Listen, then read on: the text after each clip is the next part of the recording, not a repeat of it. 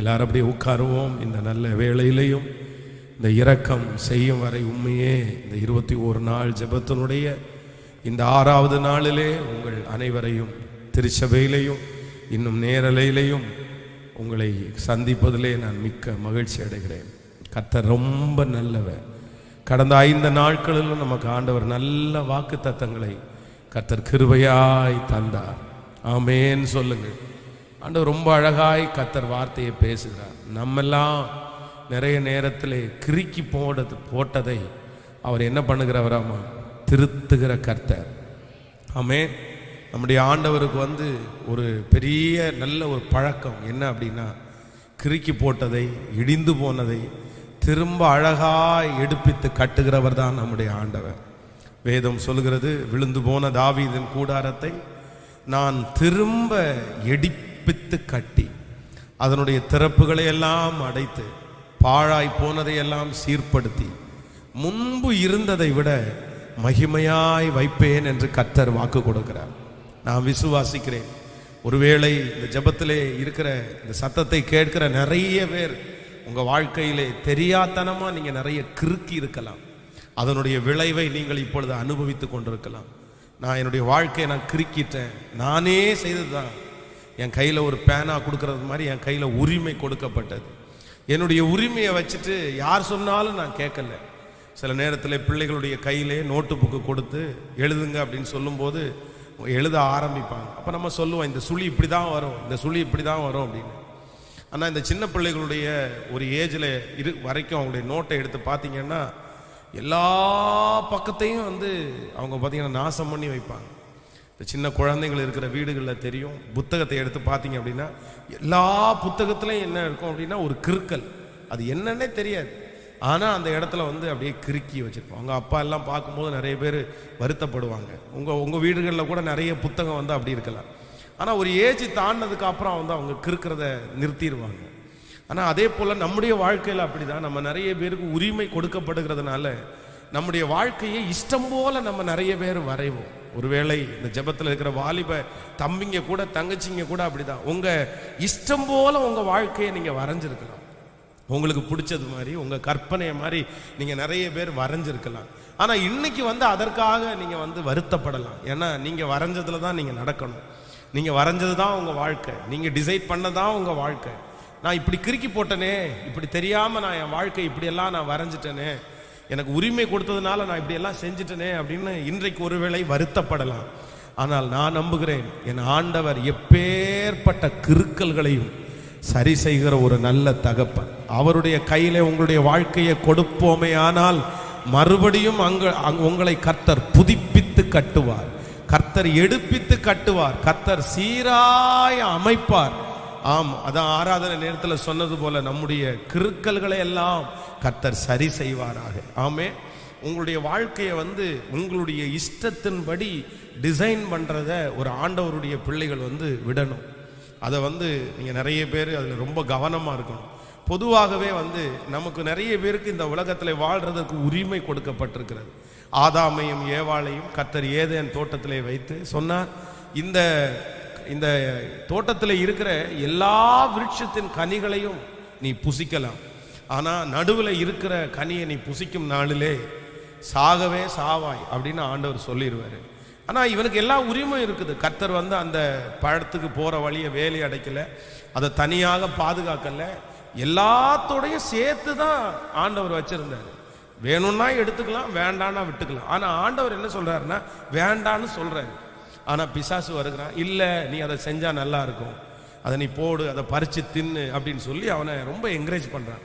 அப்போ நீ தேவர்களை போல ஆயிடுவேன், உன் வாழ்க்கை சீக்கிரமாக கட்டப்பட்டுரும், இதுதான் உனக்கு ஏற்ற ஆள், இதுதான் உனக்கு ஏற்ற வாழ்க்கை அப்படின்னு சத்ரு பின்னாடி இருந்து அவனை மோட்டிவேட் பண்ணிட்டே இருக்கிறான். நீ பறிச்சிரு பறிச்சிரு பறிச்சிரு, எடுத்துரு, சாப்பிட்ரு. நீங்கள் நல்லா கவனிங்க, அவன் பறிச்ச அடுத்த நிமிஷத்துல இருந்து அவன் கலந்துட்டான் பாருங்க. பிசாசும் அப்படித்தான்.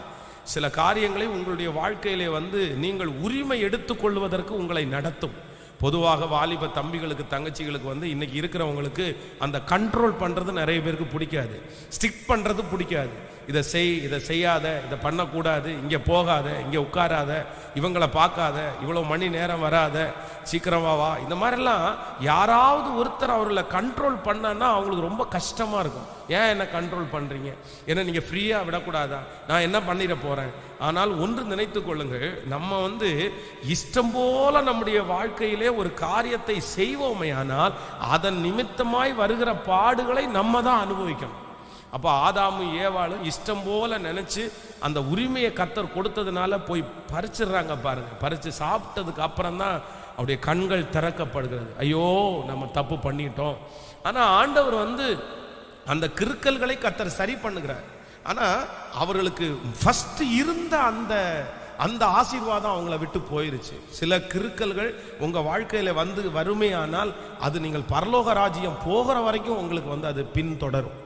அதை வந்து நீங்க மாற்றவே முடியாது.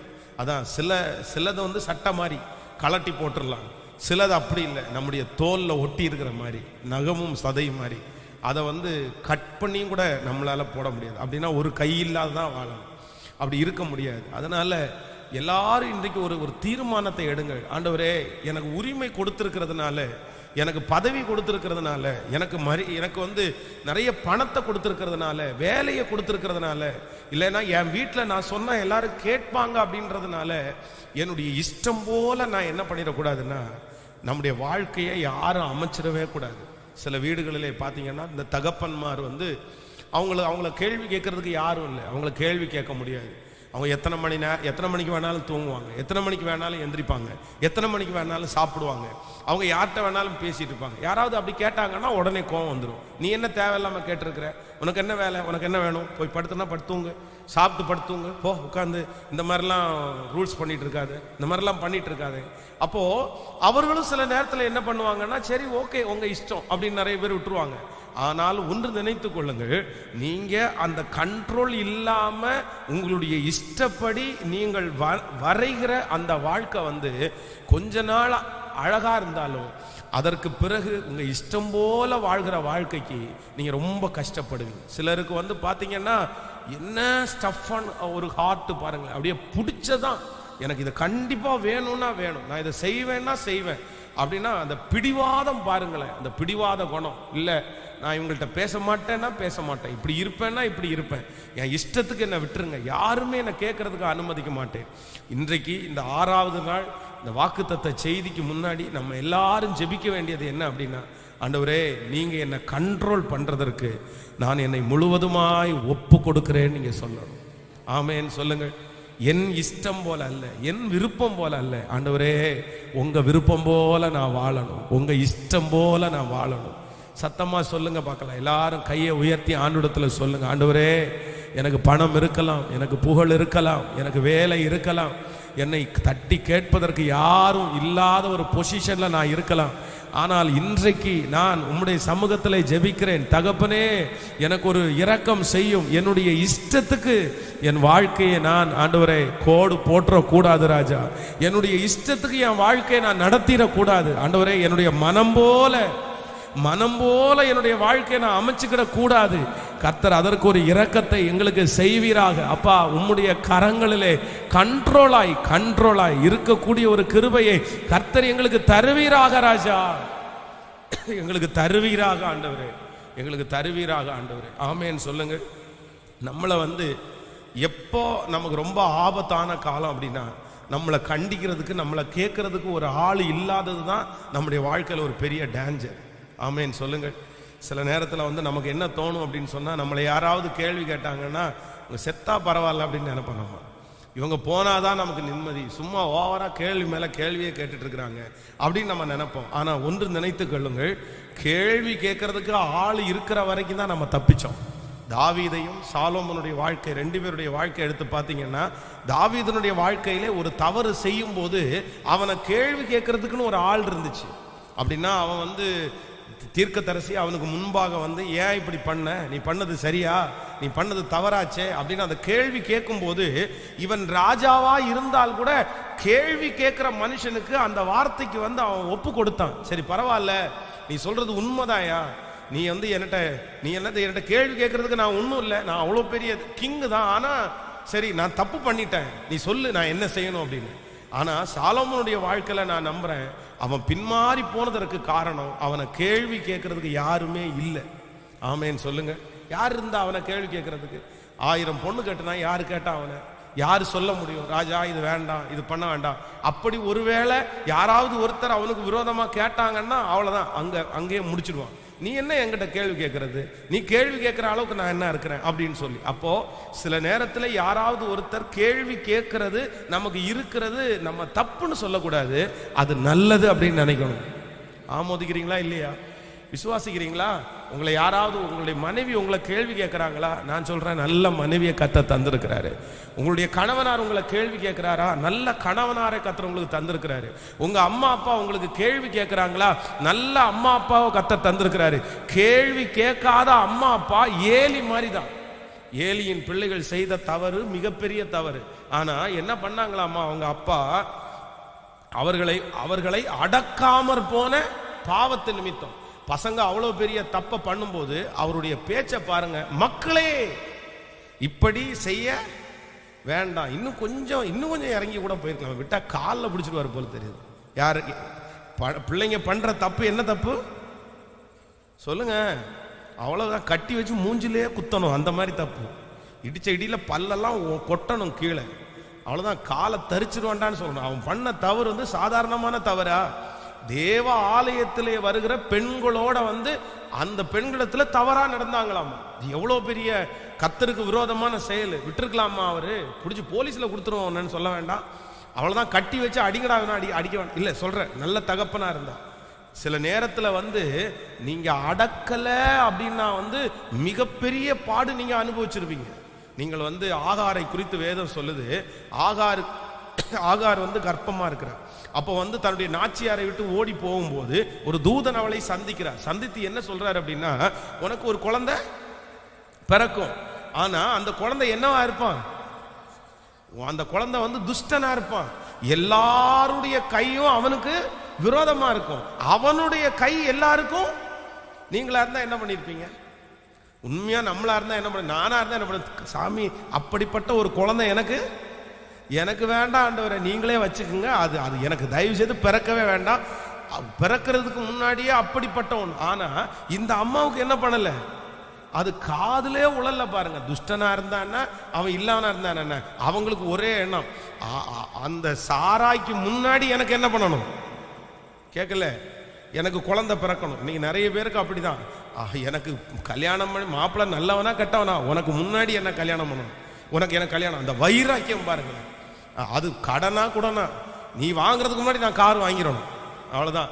அது என்ன வந்தாலும் பரவாயில்ல, நீ வாங்குறதுக்கு முன்னாடி நான் வீடு வாங்கிடுவேன், ஆனா உனக்கு முஞ்சி நான் இருப்பேன். அப்படி ஒரு வைராக்கியம். இது அந்த அம்மாவுக்குள்ள இப்படிப்பட்ட ஒரு வைராக்கியம் தான் இருக்குது.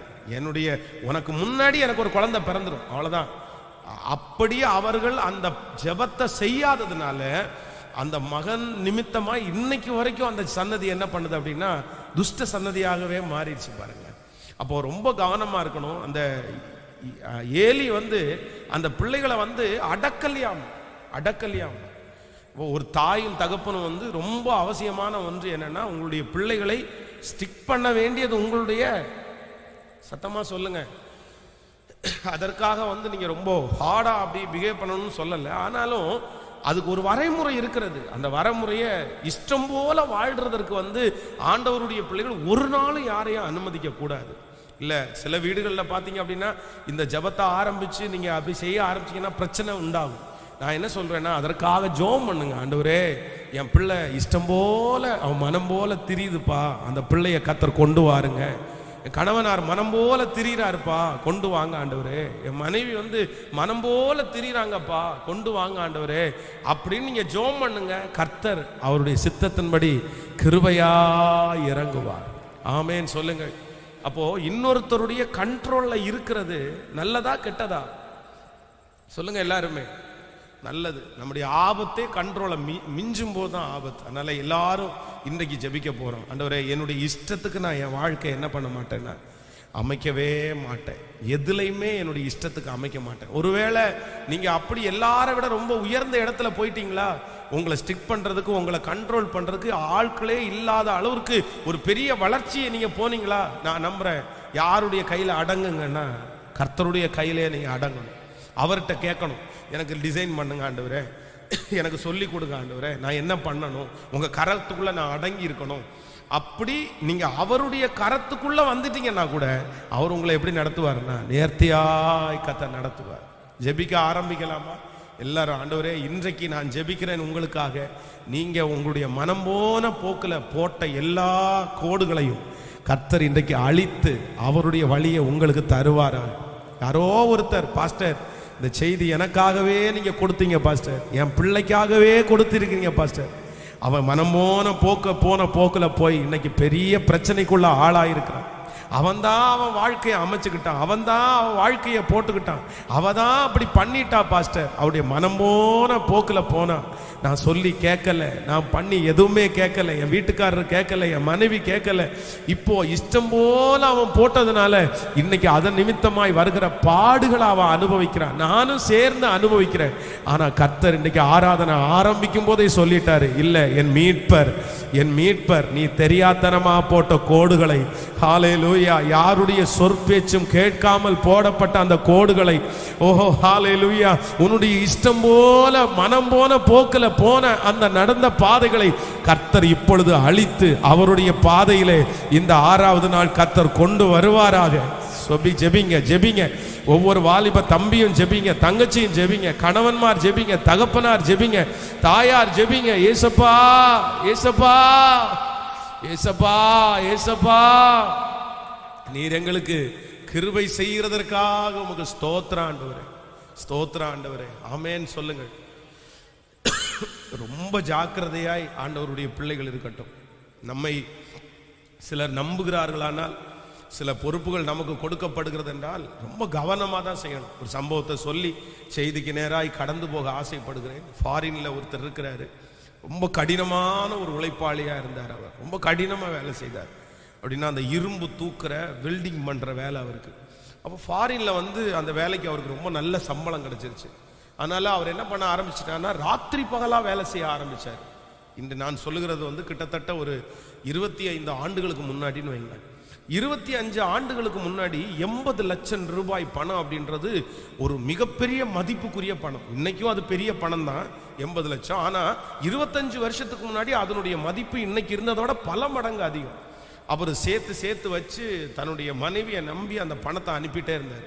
எங்கேயாவது ஒரு இடத்த வாங்கி போடு, ஏதாவது ஒரு நல்ல விஷயமா பண்ணு அப்படின்னு சொல்லி நம்பி அனுப்புனாரு. ஆனா இவங்களை கேட்கறதுக்கு யாரும் இல்லை. பிள்ளைங்க பார்த்தீங்கன்னா ரொம்ப குட்டி பிள்ளைங்க, படிக்கிற பிள்ளைங்க. இவங்க அங்கேருந்து வருகிற பணத்தை சின்ன பின்னமா செலவு பண்ணி பிள்ளைங்க கேட்கறதெல்லாம் வாங்கி கொடுத்து, அதுக்கப்புறம் அதை பண்ணி இதை பண்ணி ஒரு பிஸ்னஸ் ஆரம்பிச்சு அதுல பணத்தை விட்டு அவர் 5 வருஷம் அந்த ஃபாரின்ல உட்கார்ந்துட்டு திரும்பி வரும்போது அவர் சம்பாதிச்ச எல்லா பணத்தையும் வீணடிச்சிட்டாங்க. அவர் வரும்போது ஒண்ணுமே இல்லை. அவர் ஒரு பெரிய கற்பனையோட வர்றாரு. அவ்வளவுதான், என் மனைவி ரொம்ப நல்லா இது பண்ணியிருப்பாங்க. இவங்களை கேட்கறதுக்கு யாரும் இல்லை. அவங்க அம்மா அப்பாவுடைய வாயை அடைச்சிட்டாங்க. பிள்ளைங்க சின்ன குழந்தைங்களா இருக்குது. அவங்க தான் தோண்டித்தனமா தன்னுடைய இஷ்டப்படி செஞ்சுட்டாங்க. அவர் வந்த உடனே ஒரு முடிவு எடுத்தாரு, இனி நான் வேலைக்கு போய் 1 ரூபாய் சம்பாரிச்சு உன் கையில கொடுக்க மாட்டேன். அவ்வளவுதான், அன்னைக்கு எடுத்த முடிவு தான்.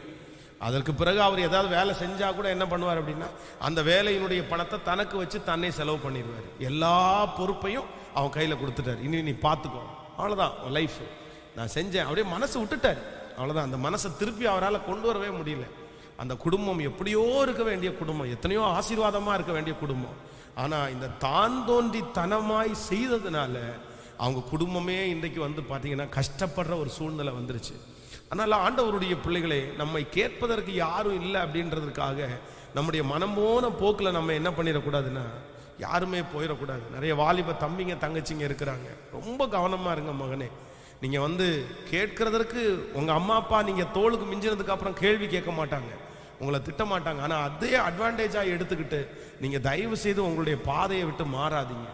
எதை வேணாலும் நீங்க செஞ்சிடாதீங்க, அது உங்களுக்கு ரொம்ப ஆபத்தா மாறிடும். கர்த்தருடைய கரத்துல விழுங்க. ஆனா நான் நம்புறேன், உங்க மனம் போன போக்கில் செய்ததை கர்த்தர் கிருபையா இறங்குவார். சிலர் பார்த்தீங்கன்னா மனம் போன போக்கில் கல்யாணத்தை பண்ணுகிறது, நேசிக்கிறது, இதெல்லாம் வேண்டாம். ஆண்டவருக்கு அது மிகவும் அருவருப்பானது. ஆமேன் சொல்லுங்கள். அதற்காக நீங்கள் ஜெபிப்பீர்கள் என்று நான் நம்புகிறேன். ஆமேன்.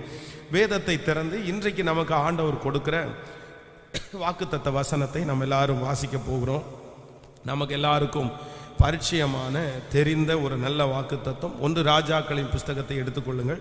2 ராஜாக்களின் புஸ்தகம் 2 ராஜாக்களின் புஸ்தகம் 3ஆம் அதிகாரத்திலே 17வது வசனத்தை நம்ம எல்லாரும் சேர்ந்து வாசிக்க போகிறோம். 2 ராஜாக்களின் புஸ்தகம் 3ஆம் அதிகாரத்திலே 17வது வசனத்தை கர்த்தர் சமூகத்திலே நான் ஜெபித்த போது ஆண்டவர் என்னுடைய இருதயத்திலே வைத்த ஒரு வார்த்தை. 17வது வசனம், நீங்கள் காற்றையும் காண மாட்டீர்கள், மழையையும் காண மாட்டீர்கள், ஆனாலும் நீங்களும் உங்கள் ஆடு மாடுகளும் உங்கள் மிருக ஜீவன்களும் குடிக்கும்படிக்கு இந்த பள்ளத்தாக்கு தண்ணீரால் நிரப்பப்படும் என்று கர்த்தர் சொல்லுகிறார். ஆமென். ஆண்டவருடைய பிள்ளைகளே, இந்த வாக்குத்தத்தம் நமக்கு ரொம்ப பரிச்சயமான ஒரு வாக்குத்தத்தம். அடிக்கடி இந்த வாக்குத்தத்தத்தை நான் என்னுடைய வாயினாலே உச்சரித்திருக்கிறேன். அடிக்கடி இந்த வாக்குத்தத்தத்தினுடைய செய்தி நிறைய நம்ம கேள்விப்பட்டிருக்கிறோம். ஆனால் இன்றைக்கு இந்த 6வது நாளிலே நான் கர்த்தருடைய சமூகத்தில் இருந்தபோது ஆண்டவர் இந்த வசனத்தினுடைய அந்த கடைசி ஒரு 2 வரிகள் அதை என்னுடைய இருதயத்தில் திரும்ப திரும்ப கர்த்தர் சொன்னார். இந்த பள்ளத்தாக்குகள் தண்ணீரால் நிரப்பப்படும் என்று கர்த்தர் சொல்லுகிறார். தண்ணீரால் இன்றைக்கு நான் அந்த சொல்லுகிற வாக்குத்தத்தம் நிரப்பப்படும் என்று கர்த்தர் சொல்லுகிறார். நிரப்பப்படும் என்று கர்த்தர் சொல்லுகிறார். ஆண்டவர் இந்த 6வது நாள் நமக்கு கொடுக்கிற ஒரு நல்ல வாக்குத்தத்தம், நான் எல்லாவற்றையும் நிரப்புகிற கர்த்தர் என்று வாக்கு கொடுக்கிறார். நான் நிரப்புவேன். சத்தமாய் ஆமேன் சொல்லுங்கள். கர்த்தர் உங்கள் காலியான படகுகளை கர்த்தர் நிரப்புவேன் என்று கர்த்தர் வாக்கு கொடுக்கிறார். இந்த மாதம் துவங்கும் போது கர்த்தர் வாக்கு கொடுக்கிறார். உன்னுடைய வாழ்க்கையிலே காலியான படகுகளை நான் நிரப்புவேன் என்று கர்த்தர் வாக்கு கொடுக்கிறார். ஹல்லேலூயா. உங்களுடைய வீடு சகலவிதமான உச்சிதங்களால் நிரப்பப்படும். உங்களுடைய வீட்டிலே இருக்கிற மா பிசைக்கிற தொட்டி கர்த்தர் நிரப்ப போகிறார். ஹல்லேலூயா. நீங்கள் எந்த காரியத்திற்காய் வெறுமையாக்கப்பட்டிருக்கிறீர்களோ, வெறுமையா இருக்கிறதோ, ஆண்டவர் சொல்லுகிறார், அதை கர்த்தர் பெருக செய்து நிரம்பி வழிந்து அது அநேகருக்கு பிரயோஜனப்படுகிற அளவிற்கு கர்த்தர் உங்கள் மேல் ஊற்றுகிற ஆசீர்வாதத்தை கர்த்தர் பொங்கி பொங்கி பொங்கி பொங்கி கரங்களை தட்டுகிறவர்களுக்கு அது அப்படியே நடப்பதாக. இனி உங்களுடைய வீடு காலியா இருக்க போவதில்லை. உங்களுடைய வாழ்க்கை காலியா இருக்க போவதில்லை.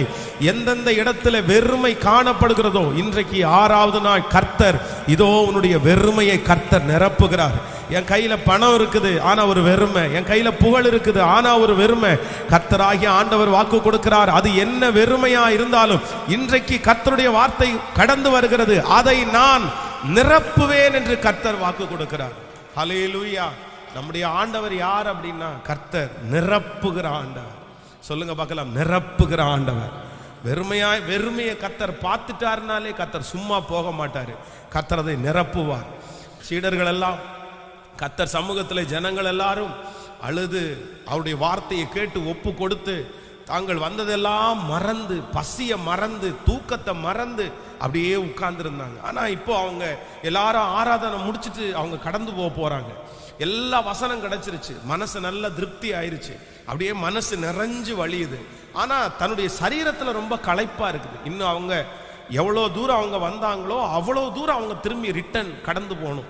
அந்த நாட்களிலே ஆண்டவரோடு நிறைய பேர் சேர்றதுனால பட்டணத்தில் எங்கேயுமே அவரால் இருக்க முடியல. ஏன்னா பட்டணத்தில் அவர் போனாலே பார்த்தீங்கன்னா ஒரு 2000 பேர் கூடிடுறாங்க, ஒரு 5000 பேர் கூடிடுறாங்க. உடனே சண்டைக்கு வந்துடுவாங்க. ரோம பேரரசு அந்த நாட்களில் இருந்த ஆட்கள் எல்லாம் என்ன இந்த இடத்துல நீ கூட்டம் போட்டிருக்கிற, வண்டி போக முடியல, கார் போட முடியல.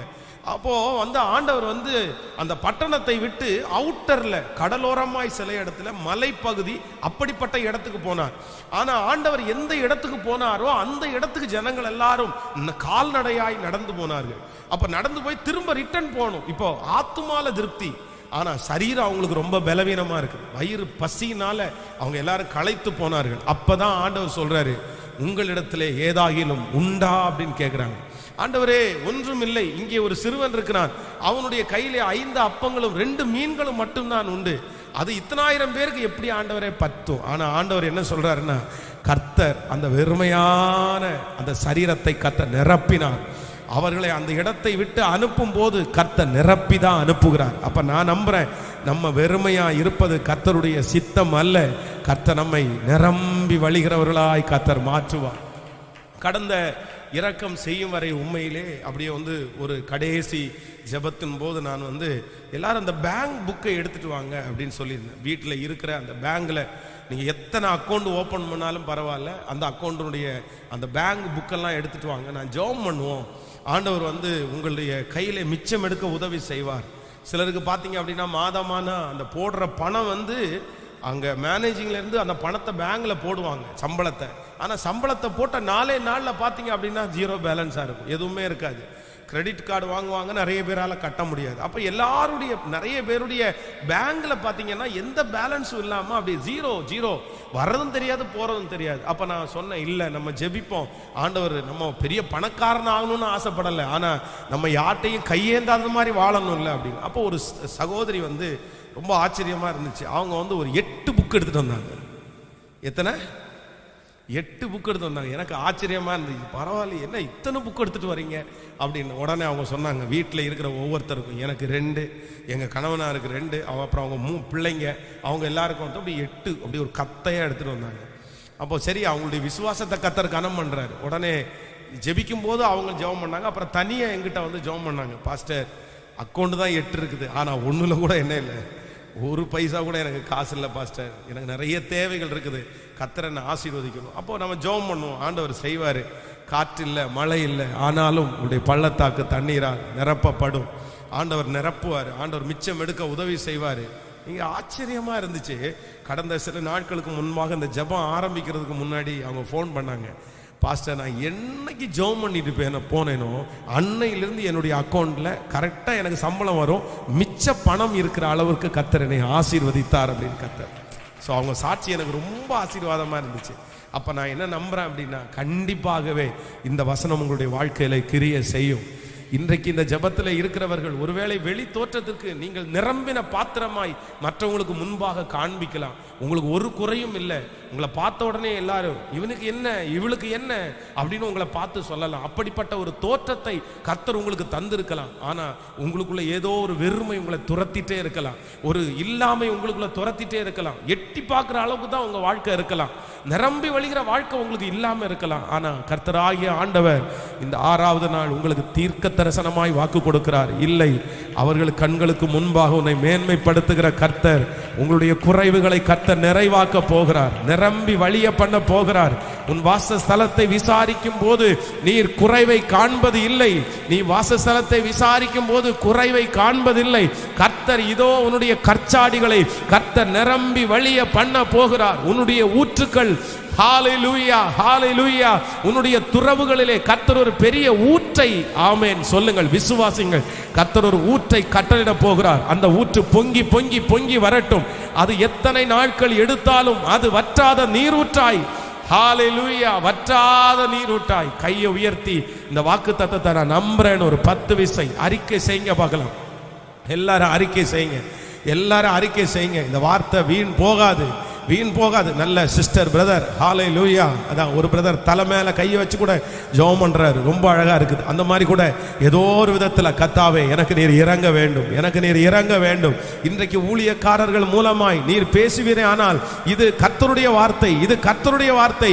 உன் பள்ளத்தாக்கு தண்ணீரால் நிரப்பப்படும், உன்னுடைய பள்ளத்தாக்கு தண்ணீரால் நிரப்பப்படும். எட்டி பார்க்கிற உன்னுடைய வாழ்க்கையை மாறி கர்த்தர் நிரம்பி வழிகிறதாய் கர்த்தரே மாற்றுவார், கர்த்தரே மாற்றுவார். ஆமென், ஹalleluya. ரொம்ப அழகான பாடல் உண்டு. வற்றாத நீரூற்று போலிருப்பாய், வளமிக்க தோட்டத்தை போலிருப்பாய். ஆமென். கர்த்தர் நம்மை நிரம்ப பண்ணுகிற கர்த்தர். இந்த வசனத்தை நான் தியானித்துக் கொண்டிருக்கும் போது ஆண்டவருடைய 3 விதமான நிரப்புதல்களை குறித்து ஆண்டவர் என்னுடைய இருதயத்திலே பேசினார். அப்போ முதலாவதாக ஒரு வசனத்தை நம்ம வாசிக்க போகிறோம், எடுத்துக்கொள்ளலாம். அப்போஸ்தலர் நடபடிகளை எடுத்துக்கொள்ளுங்கள். அப்போஸ்தலர் நடபடி 9ஆம் அதிகாரத்தை எடுத்துக்கொள்ளலாம். அப்போஸ்தலர் 9ஆம் அதிகாரத்திலே, அப்போஸ்தலர் 9ஆம் அதிகாரம் ஸ்தோத்திரம். 11வது வசனத்தை வாசிக்க போகிறோம். அப்போஸ்தலர் 9ஆம் அதிகாரத்திலே 11வது வசனத்தை. அப்பொழுது கர்த்தர், நீர் எழுந்து நேர் தெரு எனப்பட்ட தெருவுக்கு போய் யூதாவின் வீட்டிலே தர்ச்சு பட்டணத்தாகிய சவுல் என்னும் பேருள்ள ஒருவனை தேடு, அவன் இப்பொழுது ஜெபம் பண்ணுகிறான். அனனியா என்னும் பேருள்ள ஒரு மனுஷன் தன்னிடத்தில் வரவும் தான் பார்வை அடையும்படி தன்மேல் கை வைக்கவும் தரிசனம் கண்டான் என்றார். 12வது வசனத்தை திரும்ப வாசிக்க போறோம். அனனியா என்னும் பேருள்ள ஒரு மனுஷன் தன்னிடத்தில் வரவும் தான் பார்வை அடையும்படி தன்மேல் கை வைக்கவும் தரிசனம் கண்டான் என்றான். ஹல்லேலூயா. கர்த்தருடைய பிள்ளைகளே, முதலாவதாக ஆண்டவருடைய நிரப்புதல் என்ன அப்படின்னா, நம்பர் 1, நான் இதற்கு ஒரு பேர் வைத்திருக்கிறேன். கர்த்தர் முதல்ல நம்மை, மனுஷனை கர்த்தர் நிரப்புகிறார். ஆமென் சொல்லுங்கள். ஒவ்வொரு மனுஷனையும் ஆண்டவர் நிரப்பக்கூடிய அவசியம் ஒன்று உண்டு. நீங்க எல்லாருமே என்ன பண்ணப்படணும்னா நிரப்பப்படணும். அதான் சிலர் சொல்லுவாங்கல்ல, ஆவியிலே நிரப்பப்படுகிறது. கர்த்தர் உங்களை நிரப்பினாலே ஒழிய உங்களுடைய வெறுமை மாறவே மாறாது. நீங்கள் ஜெபிக்கணும் அதற்காக. ஆண்டவரே, நீர் என்னை நிரப்பும். மனிதர்களை ஆண்டவர் நிரப்பணும். இந்த இடத்த அப்போஸ்தலனாகிய பவுல் கமாலியேலுடைய பாதத்து அருகிலே கல்வி கற்றவன். இவனுக்கு நல்ல ஞானம், நல்ல போதிக்கிற வரம், நல்ல படிப்பு எல்லாமே அவனுக்கு இருக்கிறது. பவர் இருக்கிறது, நல்ல தைரியம் இருக்கிறது, ஊழியம் செய்யக்கூடிய சகலமும் அவனிடத்துல இருக்கிறது. ஆனா ஊழியம் செய்கிற சகல தாளந்துகள் அவனிடத்துல இருந்தாலும் கர்த்தர் ஒரு ஊழியக்காரனிடத்துல அனுப்பி அவனை என்ன பண்றாருன்னா, அவன் தலைமையில கைய வச்சு கர்த்தர் ஒரு நிரப்புதலை கட்டளையிடுகிறார். ஆமென் சொல்லுங்கள். அதற்கு பிறகுதான் கர்த்தர் ஊழியத்திற்காக அவனை அனுப்பி விடுகிறார். அப்போ ஆண்டவருடைய பிள்ளைகளே, உங்களுக்கு என்ன திறமைகள் வேண்டும் என்றாலும் இருக்கலாம், எவ்வளவு ஞானம் வேண்டும் என்றாலும் இருக்கலாம். ஆனால் முதலாவதாக உங்களுக்கு தேவை என்ன அப்படின்னா, ஒரு மனுஷன் நீங்கள் கண்டிப்பாக கர்த்தர் உங்களை நிரப்பணும், நீங்க ஆசைப்படணும். ஆமென்.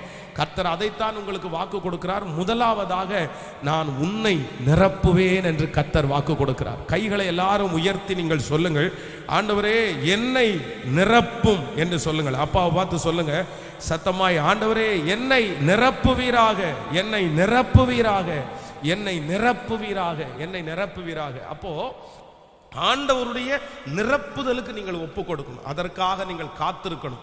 வேதத்திலே நீங்கள் ஆண்டவராகிய இயேசு கிறிஸ்து போகும்போது சொன்னார், நீங்க காத்திருங்க அப்படின்னு சொன்னாரு. உடனே சீடர்கள் எல்லாரும் மேல் வீட்டு அறையிலே போய் காத்திருக்கிறாங்க. காத்திருந்து அவங்க ஜெபிக்கும் போது பரிசுத்த ஆவியானவர் அவர்கள் மேலே இறங்கி என்ன பண்றாரு அப்படின்னா, கர்த்தர் ஆவியானவர் அவங்களை நிரப்புறாரு. நிரப்பினதுக்கு அப்புறம் அவங்களுக்கு பிரசங்கம் வந்துருச்சு. நிரப்பினதுக்கு அப்புறம் அவங்க நிறைய பேருக்கு பயன்பட்டாங்க. நிரப்பினதுக்கு பிறகு அவர்களுக்கு தைரியம் வந்துருச்சு. பாருங்க, ஆவியானவர் நிரப்புகிறதற்கு முன்னாடி அவர்களுடைய வாழ்க்கைக்கும் ஆவியானவர் நிரப்புனதுக்கு அப்புறம் அவங்களுடைய வாழ்க்கைக்கும் பெரிய வித்தியாசம் இருந்துச்சு. சிலர் ஆவிக்குரிய வாழ்க்கையிலே தடுமாறுவாங்க பாருங்களேன், பாவத்துல தடுமாறுவாங்க பாருங்க, அவங்களால நிக்கவே முடியாது. ஏன் அப்படின்னா அந்த நிரம்பப்படுகிற அனுபவம் இன்னைக்கு இல்லை. அப்படி நிறைய பேர், நிறைய நம்ம திருச்சபைகளும் நடத்தப்படுறதும் இல்லை. ஃபர்ஸ்ட் எல்லாம் பாத்தீங்கன்னா எங்களுக்கு நிரப்பப்படுதல் என்று ஒரு கூட்டமே இருக்கும், காத்திருப்பு கூட்டம்.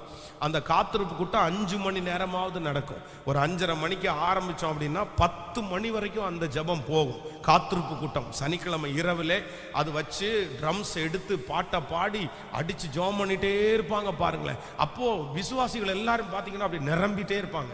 ஆவியில நிரம்புவாங்க, அந்நிய பாஷையில பேசுவாங்க, தீர்க்க தரிசனத்தை பேசுவாங்க. அது நிறைய பேர் பழைய ஆட்களுக்கு தெரியும். ஆனா இன்னைக்கு பாத்தீங்க அப்படின்னா அந்த நிரப்பப்படுதல் இல்லை. நான் சொல்றேன், இன்னைக்கு ஒருவேளை பாணி மாறி இருக்கலாம், வொர்ஷிப்பினுடைய பாணி. ஃபர்ஸ்ட் மாதிரி அந்த ட்ரம்ஸ் எடுத்து கொட்டடிச்சு 3வது பாட்டுக்கு அப்படியெல்லாம் இல்லை. ஆனா ஒரு ஆராதனைக்குள்ள வரும்போதாவது உங்களுக்கு என்ன படணும்னா, அந்த ஃபீல் உங்களை நீங்க நிறையணும். நீங்க நிறையணும். நீங்க வாஞ்சையோட வந்தாதான் நிறைய முடியும். நீங்க விருப்பத்தோட இருந்தாதான் கர்த்தர் உங்களை நிறைப்பாரு. அதான் நீங்க ஆயத்தமா இல்லைன்னா கர்த்தர் நிரப்ப மாட்டார். 1000 பேர் ஆராதிச்ச உடனே 1000 பேருக்கும் நிரப்பப்படுதல் இருக்காது. எந்த பாத்திரத்தினுடைய மூடி திறந்திருக்குதோ அதுக்கு தான் கர்த்தர் நிரப்புதலை கொடுப்பாரு. ஆனா சிலர் சர்ச்சுக்குள்ள இருப்பாங்க, அவங்களுடைய பாத்திரம் மூடிட்டே இருக்கும். ஆவியானவர் அபிஷேகத்தை ஊற்றுவாரு, அந்த பாத்திரம் மூடி இருக்கிறதுனால அதுக்குள்ள ஒரு துளி அபிஷேகம் கூட இறங்காது. சிலர் அப்படியே கல்லு மாதிரி அப்படியே நின்றுட்டு, நான் ஜபிக்க மாட்டேன், நான் ஸ்தோத்திரம் மாட்டேன். நீங்க அப்படி இருக்கு இல்ல, அதை சொல்றேன். சிலருக்கு அப்படி என்னன்னா, சிலருக்கு பிடிக்கும் ஆவி, அந்த வார்த்தையை கேட்கறது பிடிக்கும், ஆராதிக்கிறது பிடிக்கும். ஆனா அவங்க அமைதியா அப்படியே ரசிச்சுட்டு இருப்பாங்க. நான் சொல்றேன், ரசிக்கிறது அல்ல, நீங்கள் ரசிக்கிறவர்கள் அல்ல, நீங்க அந்த ஆராதனையில ஒன்றோடு ஒன்றாய் கலந்து கொள்ளணும்.